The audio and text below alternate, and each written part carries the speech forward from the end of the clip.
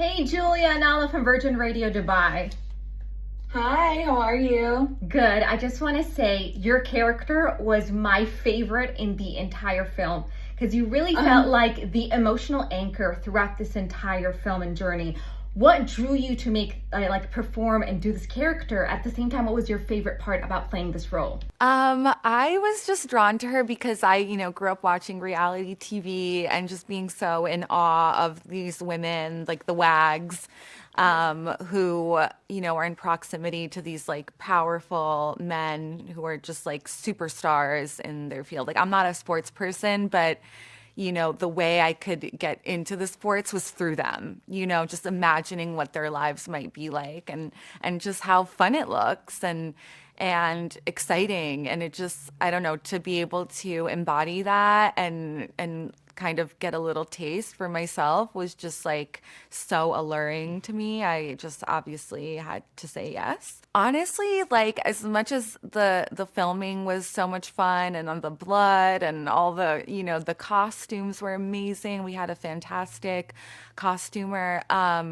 I would have to say just really getting to hang out with the guys in New Mexico, and we really built such a strong friendship. When you're out in the middle of the desert together, and we would hang out even outside of filming, and it was just a really, really beautiful, pleasant time. Very, very in contrast with the material that we were filming. The flip side to that was actually very chill and very warm and just a magical time. I feel like the idea of being a wag has always been kind of like glorified. I personally, not gonna lie to you, was like, I want to be a wag. I want to marry an right. athlete. After portraying this role, what do you think, like the truth behind being a wag? What did you learn and was kind of like surprised by it? The truth is that, nothing is ever as it seems, and you really don't know what goes on behind the scenes in these relationships. These men are carrying the literal weight of the world on their shoulders, and it's a lot to then be on the receiving end of whatever emotional stuff they're going through. And I think a lot of these guys, have to deal with the fact that, in a way, what's really fascinating about sports is that these men are almost treated in the same way that women are in the real world, which is you have a clock and you're only good for a certain time, and then your body starts falling apart, and even though that's not the case for women, that is how we're viewed. Like we do have this expiration date. And so I think for these men dealing with that, it's a lot. I'm sure it's also emasculating. And not saying that they're all cheaters, but it's definitely it happens often that there's some cheating scandal in one of these relationships. So I think it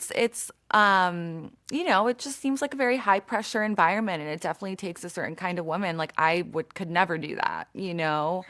And what I love about Elsie in the movie is that like her goal wasn't to be a wag. Like she was using that to become the goat herself in her other chosen fields. Like she very much has her own life, her own assistant, her own itinerary, her own career. She's really calling the shots. Like she's kind of off in her own little world, like doing a million side quests. And that's what I love about her, that she's not like just like chasing her husband around like some lost puppy dog, like for his validation and approval. Like she's very much like couldn't care less. So she was a feminist icon in She my she really mind. was.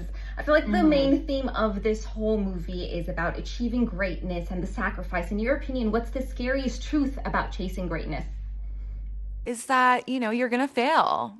And it's about what it looks like, and it's about getting over it, getting past it and trying again. And eventually you'll get there.